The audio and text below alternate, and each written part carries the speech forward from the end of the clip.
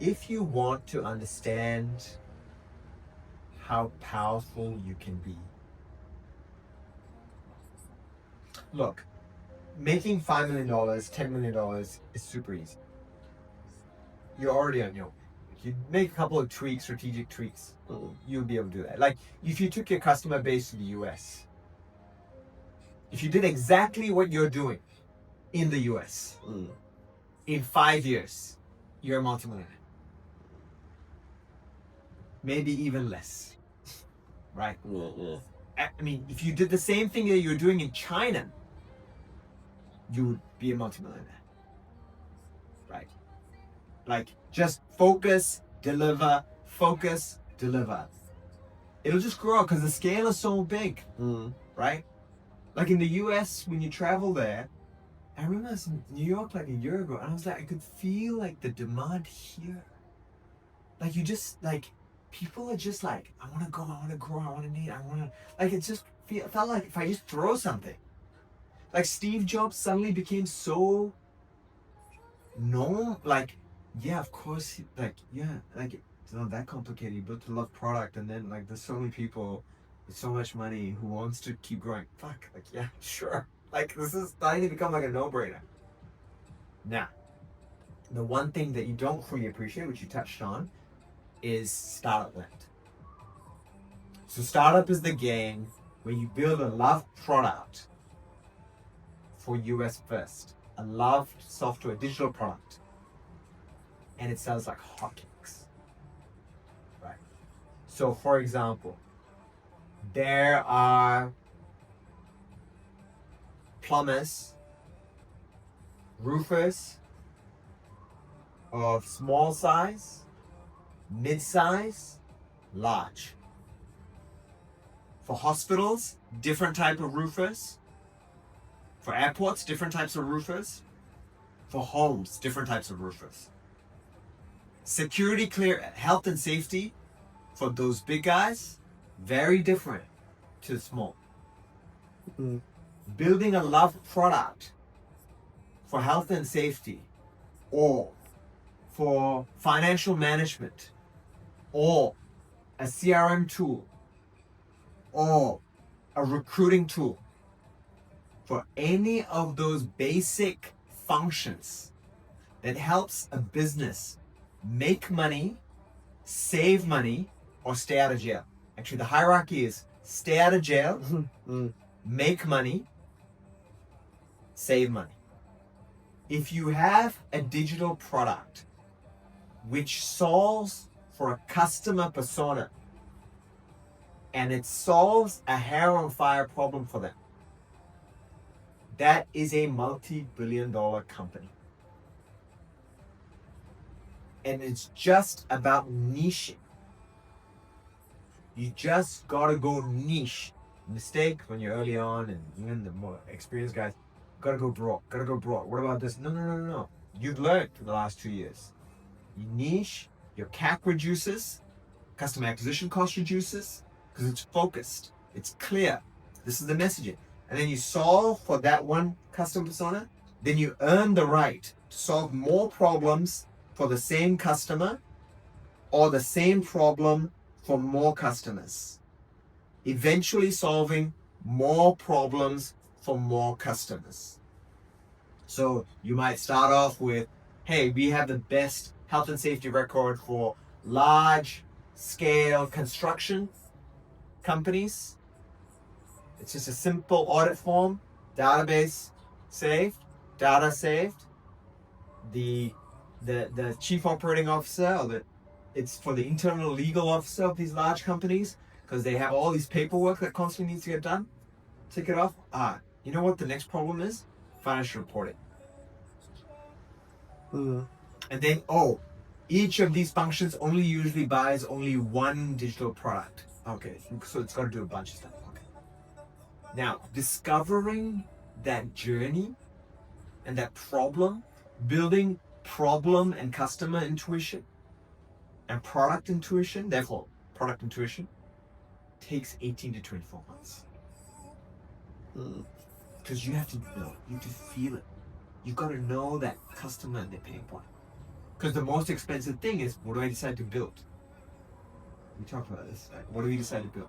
And you have to, the founders and the entrepreneurs who spend the time building that intuition. Like you have a group of customers right now, a certain niche. If somebody similar to that comes to you, my bet is you'll be like, I know your problems. I know. Yeah. And if you do that for a US customer, build that kind of intuition.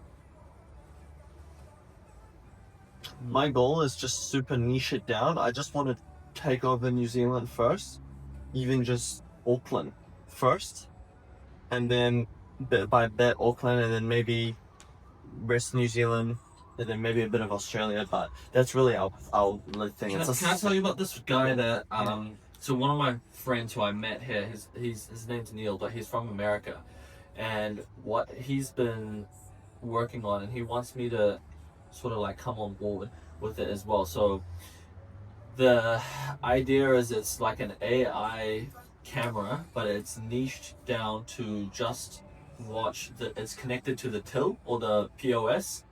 So for liquor stores, mostly it's going to be liquor stores or dairies, and it's mostly focused on making sure that there's no employee theft, so that the person behind the till is not nicking cash or not doing like refund dodgy transactions, so that inventory loss and all of that.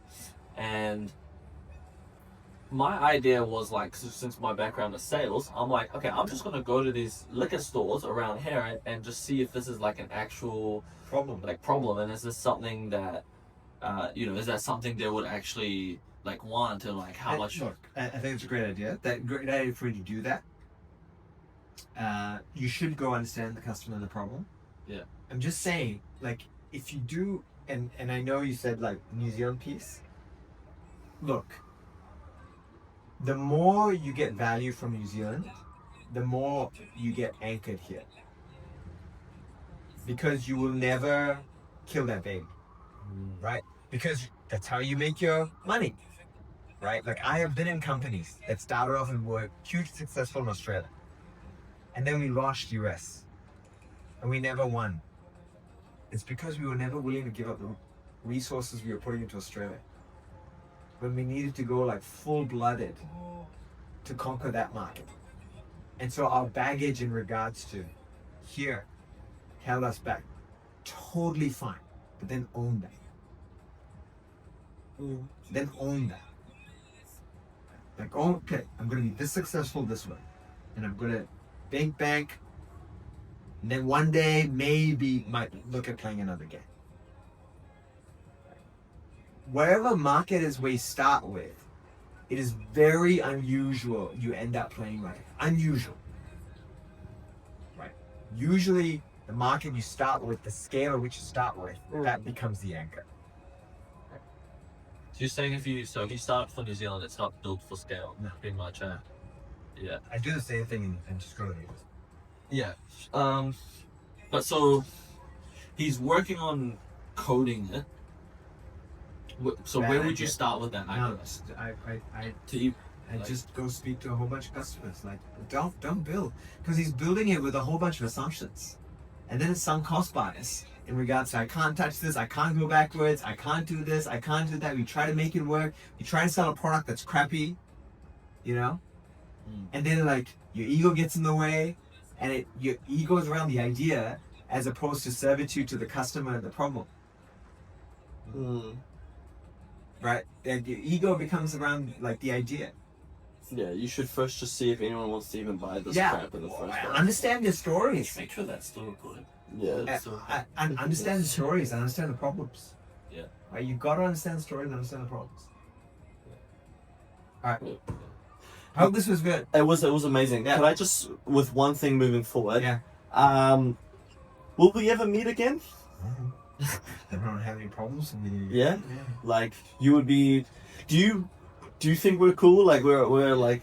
You're good guys. Yeah. What are you asking? I'm just seeing if we could if we would ever. Right. Okay. So meet up. I think I understand what you're asking. Do I have time and energy to be a mentor? No. Yeah.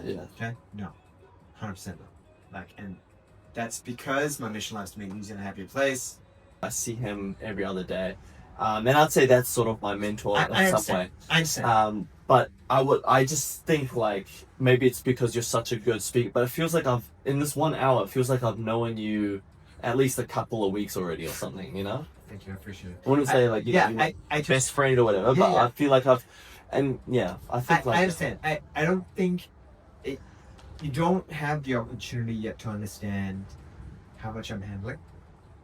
Right, there's a lot that I'm handling right now, which is why I'm managing expectation.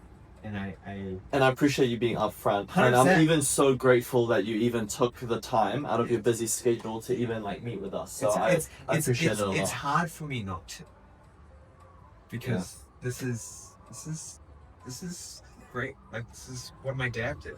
Yeah.